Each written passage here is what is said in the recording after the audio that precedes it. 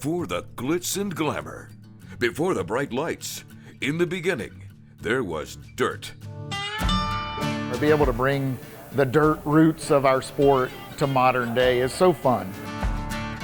For a track that owns a large chapter in NASCAR's 75-year history book, this weekend is about going back to the sport's roots. The first time you see that place, I think every fan, every driver, every crew member probably has the same reaction. It's holy blank. From those who helped build the tracks. Being part of this has been really rewarding. To those who helped build the sport. It was just time to do whatever you had to do for the company. You can't deny, it's Bristol, baby. Beautiful Bristol Speedway, the site of the first annual Volunteer 500. And here comes Earnhardt. He hits Labonte.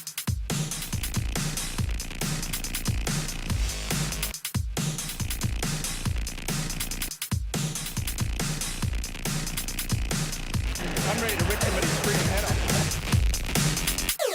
It's Bristol, baby. NASCAR turned 75 this season, and for 62 years, Bristol Motor Speedway has been the premier short track and one of the most coveted places on the schedule to win. The spring race at BMS is the ultimate tip of the cap to NASCAR's dirt track roots, even though the first dirt track race here wasn't run until 2021. Even still, Bristol's chapter in the NASCAR history books is a wild one. National Speedway invites you to the first annual Volunteer 500. And they're off and running. The green flag is off. From the first time the green flag dropped in Bristol, the track has been the ultimate test of physical and mental will. For the 75th anniversary, we've gone through and compiled lists of greatest drivers, greatest races, greatest finishes, and certainly Bristol helps fill up the list of great things that have happened there. And, you know, we go all the way back to the track opening and Jack Smith winning that first race, but Johnny Allen was his relief driver.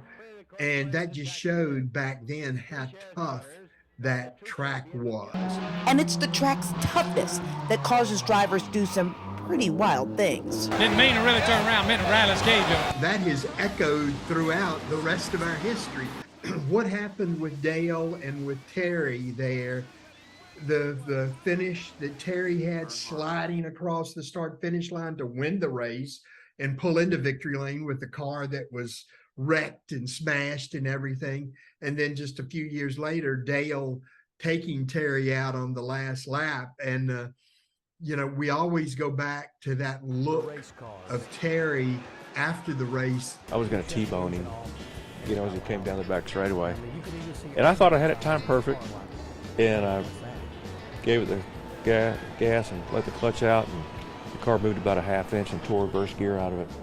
And it's kind of like, really? I was okay. So it just, I don't know, I wasn't as mad then after that. Labonte may have not gotten his revenge that night, but feuds are historically the fuel that makes the Bristol races what they are.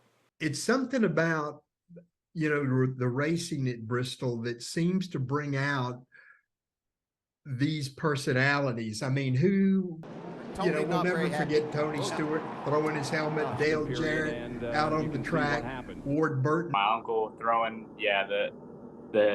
the heat shields off his head shoes at Dale Jr. So that's pretty brave. You don't normally want to start a fight with Dale Jr. in Bristol. I feel like you'd have to fight your way out of there from all the fans wanting to get you. And it goes all the way to the Chase Elliott and Kevin Harvick, and you know, I mean, I think because we can expect the unexpected, and I think that's why people can't miss Bristol. This season also marks a grim anniversary for the sport. It was 30 years ago this month that NASCAR lost its reigning champion. Alan Kulwicki was flying into Bristol for the race when his plane went down on approach to the Tri-Cities Airport. Winston Cup champion Alan Kulwicki's racing career came to an abrupt end Thursday night. The 38-year-old race car driver was killed in a fiery plane crash in a rural neighborhood in Bluntville, Tennessee. I opened up the paper, you know, and there it was. It's like, you know, Alan Kulwicki killed, and I just, I don't know. I mean, I just like went limp. April 1st, 1993 is a day the racing community was shaken to its core. The day it lost its champion. Right now, I'm really not sure really how I feel about it. I mean, it's just totally devastating. I just find myself having a hard time believing that it really did happen. Tom Roberts was the public relations rep for Kulwicki along with Rusty Wallace. He never called me TR. Everybody else always called me Cam. TR was originally set to fly with Kulwicki for an appearance in Knoxville that race weekend. We were at the Sheraton Johnson City waiting. We always met there, and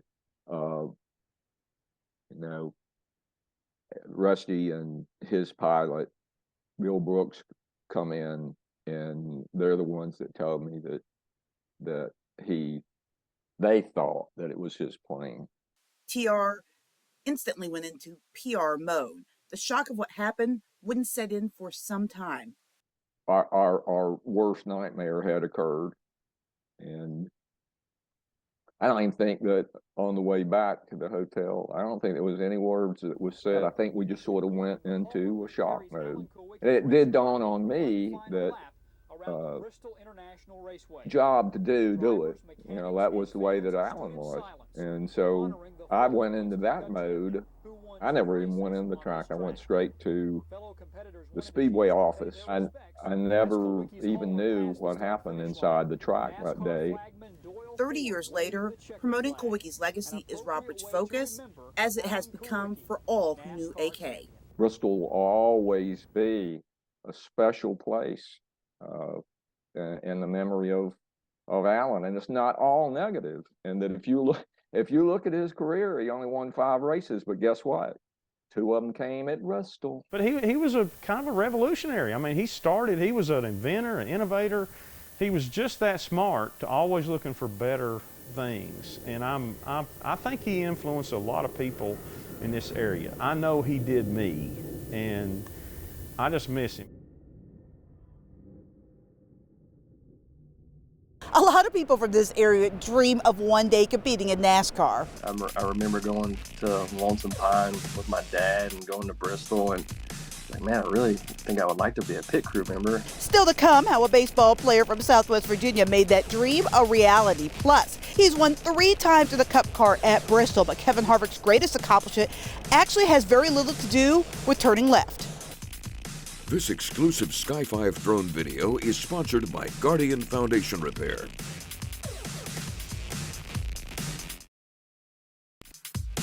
I've just always had a lot of fun on dirt, so that's the biggest thing, just being open-minded when you go there.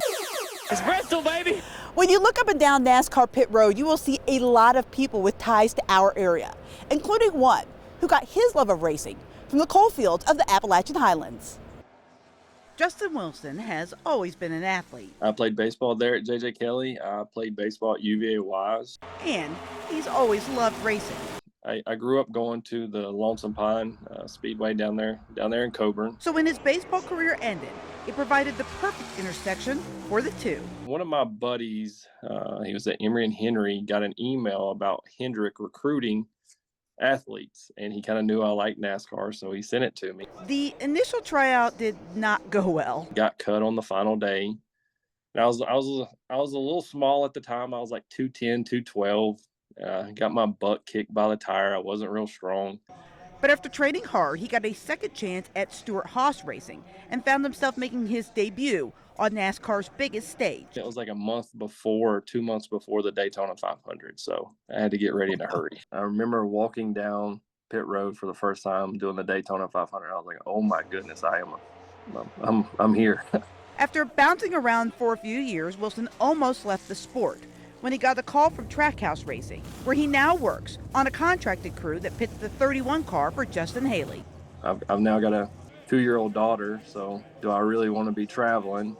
So we kind of think about retiring, and then Trackhouse reaches out to me. I talk to them, and I love where I'm at now. It's awesome. Unfortunately, there are no live pit stops this week for the dirt race, but Wilson says he is looking forward to coming back to his home track for the race in September. It was a Bristol finish we won't soon forget. Obviously wish the move would have ended up totally different. Still to come on It's Bristol, Baby. The two drivers involved in this dramatic finish tell us why what happened next even surprised them. Plus, last year's winner and Bristol's most successful active driver has a new look for 2023, why he says he never saw any of this coming.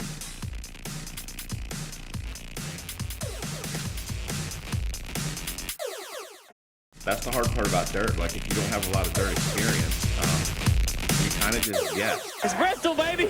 Bristol's most successful driver will have a new look this season. Kyle Busch made the move from Joe Gibbs Racing to Richard Childress Racing in the offseason. Busch had been with JGR for 15 years, so this move was the farthest thing from his mind, especially given his history, including getting punched famously once by Richard Childress. So going to RCR was really not on the radar. But as talks with Gibbs broke down, Childress was there. I thought I'd be the face of Toyota and retiring as a Toyota guy, but wasn't meant to be, wasn't in the cards. So just fortunate enough that I had a call from Austin, and Richard was willing to meet with me, and we all made a deal. Busch is the defending champ of the Food City Dirt Race, a win even he admits he was probably gifted, thanks to a move that happened right here between turns 3 and 4 that will live on in Bristol history.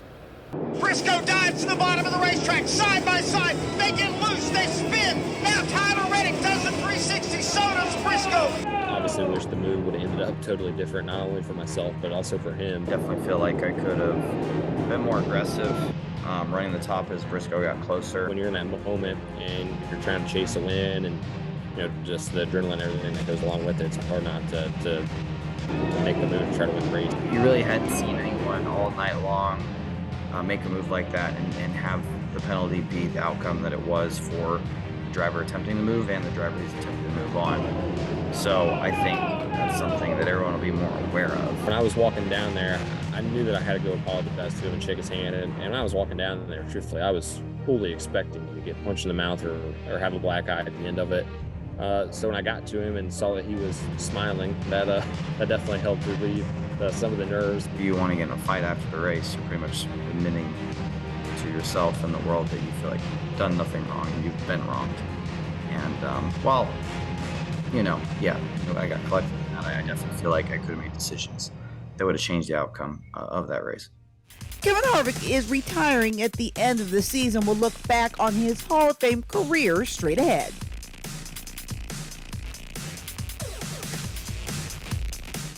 I don't think they'll change the plan because I thought they had a pretty good show last year. It's Bristol, baby! When Kevin Harvick first came into the Cup Series, it was called the Winston Cup. He is the last driver left in the garage area from that time. So his retirement at the end of the season will mark the end of an era. There's an old saying in sports, you never want to be the one to follow a legend.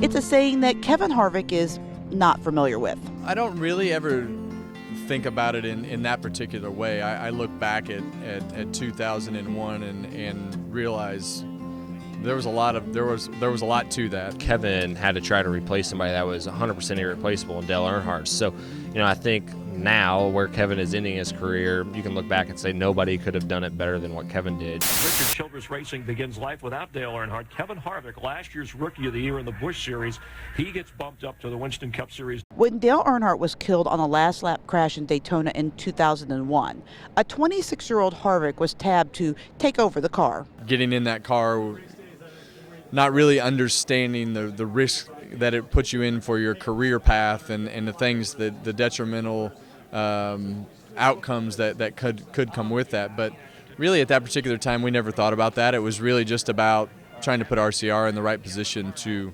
continue. He had to have the presence of mind to take that entire situation, and when he climbed in the car, leave it there on the starting grid.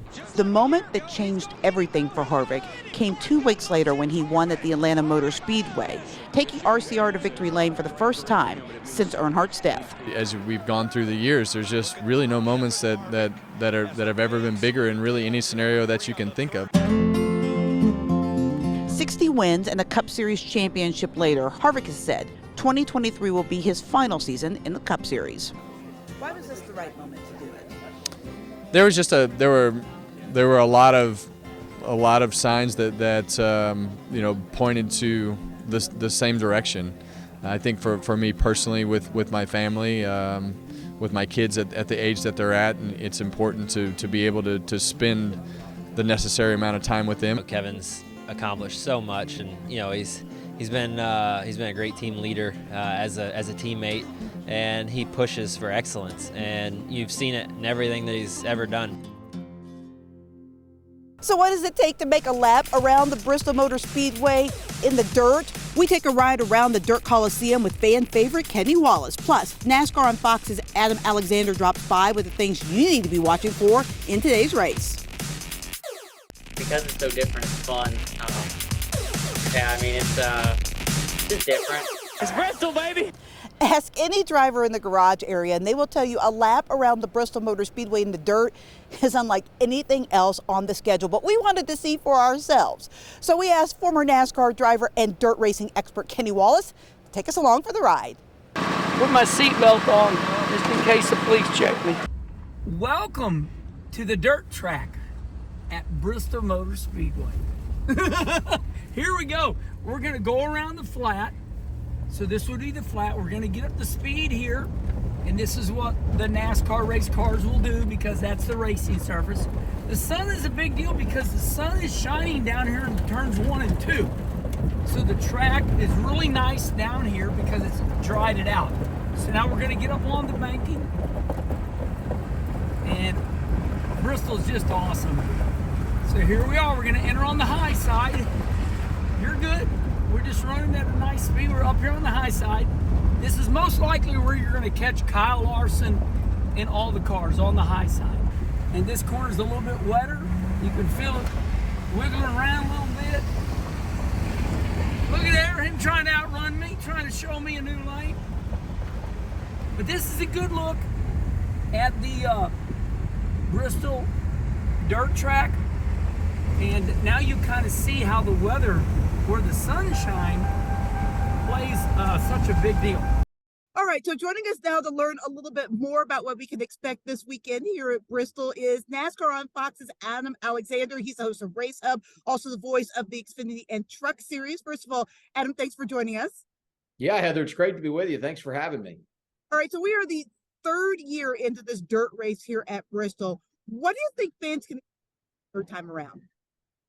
The unpredictability is what stands out to me. When you look at the last couple of years, there have been so many unknowns going into the process, and I feel like the competition on track has produced even more unknowns. And any time we go to a racetrack and fans have that hint of uncertainty about what is going to happen, it really provides some energy and adds some enthusiasm to the event. So for me, it's all about the unpredictability, and I think the fans enjoy that as well.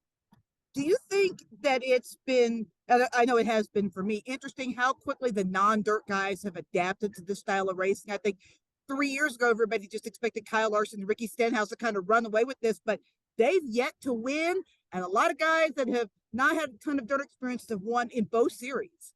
I'm glad I don't have to handicap these races because 2 years ago, I would have said, Kyle Larson, Christopher Bell, you mentioned Ricky Stenhouse Jr., they're going to run away and hide, and there will be no fun at the front of the field. And here comes Joey Logano, who didn't even know anything about racing on dirt. And last year, it's Kyle Busch. And it's so funny to me, Heather, that we're talking about the last two winners of this race, who are first ballot Hall of Famers. Joey Logano, Kyle Busch, both have a pair of championships at the Cup level. Superstars in the history of our sport, two of the best to ever do it. And we called their wins upsets at Bristol because of the drivers they had to beat. So there is no question about it. This has not been what we thought it would be. Building a dirt coliseum like this takes a lot of work. Just getting the dirt in here alone takes months. So what's amazing is the team based in Bristol is not only working on projects like the dirt, but also restoring North Wilkesboro Speedway. They're a grading contractor that's on site that did a lot of all the work in the infield and the storm water is Baker's Construction Services. Chad Baker has a great team. They do the dirt that's at Bristol now, so they've kind of followed us around. They did work for us in Texas and Atlanta. They've kind of become a savant of racetrack building, so to speak, and they love the sport and love to be with us. Fox Sports coverage of the Food City Dirt Race is next, but just go ahead and leave that remote right there on the coffee table, because after the race, Casey Getz, Kristen Kwan, and Andrew McClung will join me for the It's Bristol Baby post-race show. We'll have a recap of the race and the winner live from Victory Lane. The green flag drops around 7 o'clock tonight. You can get all of your NASCAR news on demand anytime at WCYB.com. Beautiful Bristol Speedway, the site of the first annual Volunteer 500. And here comes Earnhardt. He hits